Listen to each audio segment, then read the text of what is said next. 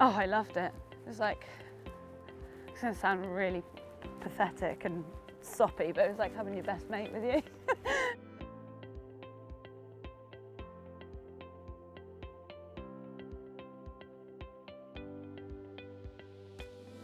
I was just living down in Cornwall on a breaking yard, and my really good friend and family friend Robert Hornby obviously was apprentice here, and my mum basically wanted me to get out of Cornwall and sent me up here, and I never looked back really.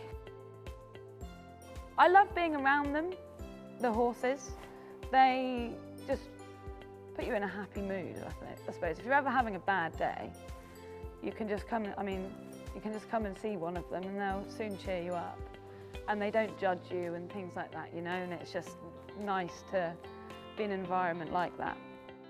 So my main role here is head person of Casual Look Barn. I ride out 4 lots in the morning. I do 1 less lot than everybody else because of feeding these lads their lunch and doing any medical stuff that needs doing. And I do the international travel as well, which I'm very lucky to be able to do. When we send one abroad, more times than not, it's out on a track where they wouldn't have never experienced that before until, you know, when they're going racing themselves.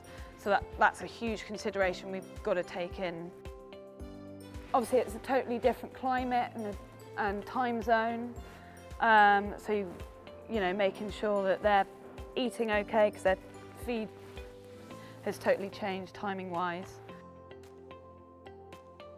To be honest, whilst I'm there, all I'm worried about is the horses. So it doesn't really bother me about what happens to me. Obviously, we've got airport runs to pick the horses up off the plane, which is normally really long. Hello, darling boy. Hello, little baby. I mean, everyone probably already knows that I'm stupidly in love with Bangkok, but he is no longer here. He's broken so many of my zips doing this. I didn't ride him at the start, and then he had his winter break, and that's when I started riding him, when he was just ticking over every day. And then that's when I really fell in love with him. And then I was really lucky enough to take him away abroad.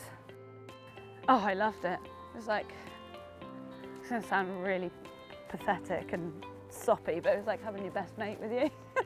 And he was great. He absolutely loved it.